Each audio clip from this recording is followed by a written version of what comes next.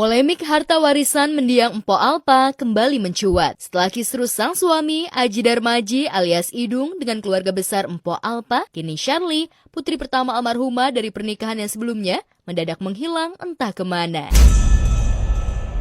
Sudah 3 hari Shirley tanpa kabar dan menimbulkan berbagai spekulasi di tengah keluarga. Aji selaku ayah sambung pun menduga ada kesalahpahaman yang terjadi pada gadis muda itu.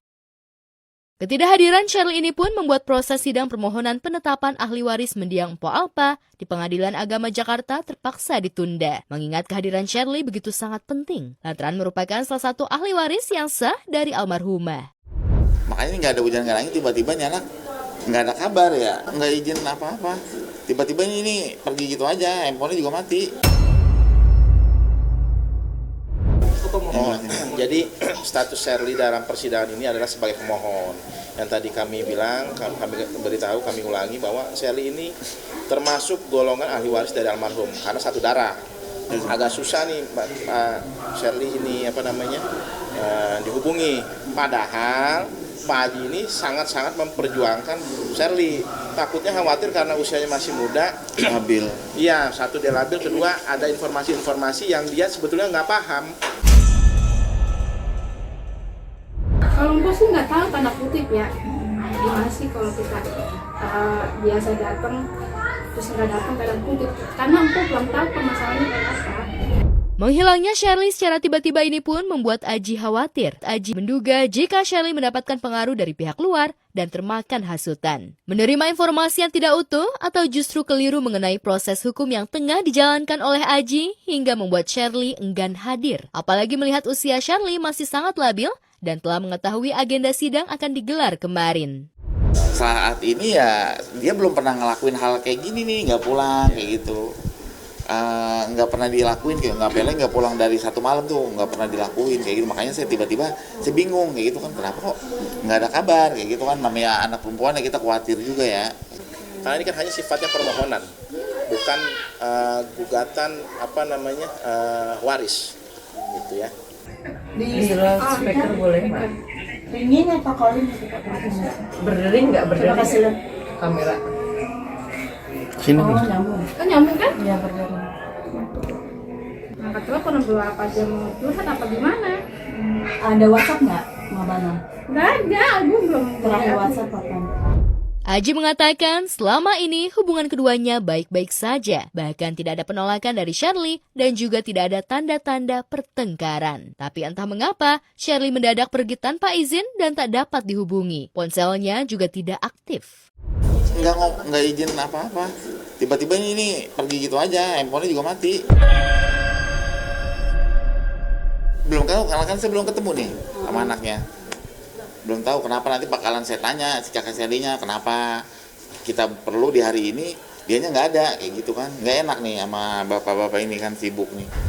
Lantas mengapa Aji tidak melaporkan hilangnya Shirley ini ke pihak berwajib mengingat sudah 3 hari menghilang tanpa kabar? Benarkah menghilangnya Shirley ini ialah bentuk penolakannya? Nanti kalau udah 7 hari aja kayak gitu. Kalau udah 7 hari baru ini kita iniin. Ya berusaha untuk tetap nyari kayak gitu kan, namanya anak kita cari. Ya mudah-mudahan kembali secepatnya gitu. Nanti kan kita tanyain tuh kenapa tiba-tiba tuh ngilang selama 3 hari atau gimana kayak gitu kan. Kehidupan Inara Rusli benar-benar terpuruk dan berada di titik nadir sejak dipolisikan Wardati Namawa, istri sah Insanul Fahmi, dengan tuduhan perselingkuhan dan perzinahan. Tak hanya nama baik dan karirnya yang hancur, kejiwaan Inara juga terguncang. Bahkan dikabarkan Inara depresi sampai harus memerlukan bantuan psikiater. Ya nggak mungkin eksis dong Mas, saat ini sedang depresi. Coba dibayangkan bagaimana kita jadi dia. Dia mau minta maaf, cuma namanya orang saat ini tuh bingung ya. Orang depresi itu dia khawatir melakukan begini takut salah, melakukan begitu takut salah. Jadi dia lebih baik dia akan memilih untuk diam dulu gitu. Cap perebut suami orang alias pelakor dan terlapor perzinahan membuat posisi Inara Rusli benar-benar terpojok. Kabarnya Inara terguncang secara psikis, terlebih melihat sikap Insanul Fahmi yang ternyata selain memohon tidak dicerai dirinya, publik kembali dibuat heboh dengan foto mesra Insanul dan Inara Rusli tampak bertemu sembari Inara menggandeng tangan Insan. Qadarullah lah semuanya, udah kehendak Allah juga. Ya Allah lah sebaik-baiknya saksi ya gimana perbuatannya mereka. Lihat di ini, lihat di Ono berdua gitu kan, kayak nantangin bini tuanya gitu loh. Beredarnya foto mesra itu memicu spekulasi dari sejumlah netizen yang menilai Inara dan Insanul sebenarnya tidak benar-benar ingin berpisah. Sebagian warganet menduga sikap keduanya hanya untuk mendorong Mawa mencabut laporannya di Polda Metro Jaya. Aku lagi bikin lagu sekarang ini, judulnya Pelakor. Kok kamu gak tahu malu? Di belakangku kamu selingkuh. Nanya inspirasi lagi, udah jelas-jelas lagi terjadi begini. Inara justru mendapat serangan dari Virgon, sang mantan suami. Virgon membongkar sikap minus Inara yang diam-diam mau menjual rumah dan sudah menggadaikan BPKB mobil. Hal itu membuat mantan mertuanya Eva Manurung meradang. Saya tahu itu beli mobil dengan harga berapa, enak aja lu mentek-tekin. Terus karena atas nama lu anak lu mau singkirin. Selain itu, Virgon dipastikan akan menggugat hak asuh anak-anak.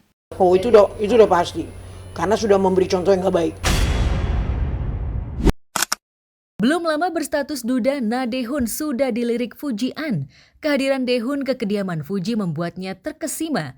Kehadiran Daehun itu benar-benar menghipnotis Fuji.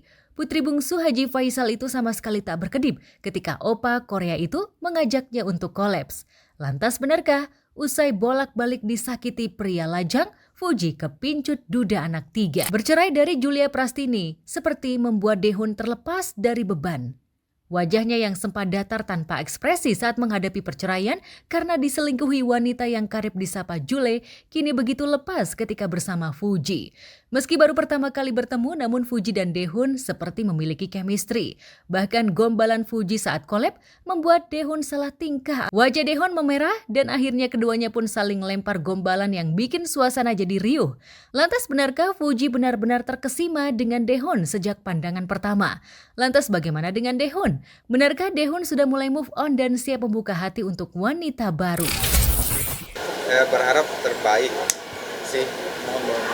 Mohon doanya aja. Wanita mana yang tak suka dengan sosok Daehun? Selain tampan, ia juga begitu telaten saat mengasuh ketiga anaknya yang masih kecil-kecil. Bahkan Fuji juga dikenal telaten merawat Galaskai keponakannya dan menyukai anak kecil. Lantas benarkah kesamaan itulah yang membuat Fuji dan Daehun klik? Dan saat collab tak ada gimmick. Itu sebenarnya saya nggak mau itu karena masalah pribadi saya ya. Di mana ada Sarwenda, di situ ada Giorgio Antonio alias Gio. Tapi tidak dengan momen kali ini, Sarwenda yang tengah mengisi acara di Medan justru terlihat hanya pergi bareng timnya. Kemunculan Sarwenda tanpa Gio ini menimbulkan sejumlah spekulasi bahwa keduanya memang tengah jaga jarak. Boleh jadi ibu 3 anak ini memilih redam suasana yang sempat memanas demi sambut Natal dengan damai. Tapi apakah Natal tahun ini Wenda akan merayakan bareng Gio? Kalau Natal ya paling makan-makan sama anak-anak, kumpul keluarga gitu sih. Itu sih. Anak-anak menanti Natal seperti apa sih? Suka tuker kado kan. Jadi kita adain tuker kado di rumah. Jadi ya kayak cuman sama family, orang-orang terdekat aja gitu. Sama tim kita mau tuker-tukeran kado, makan-makan gitu.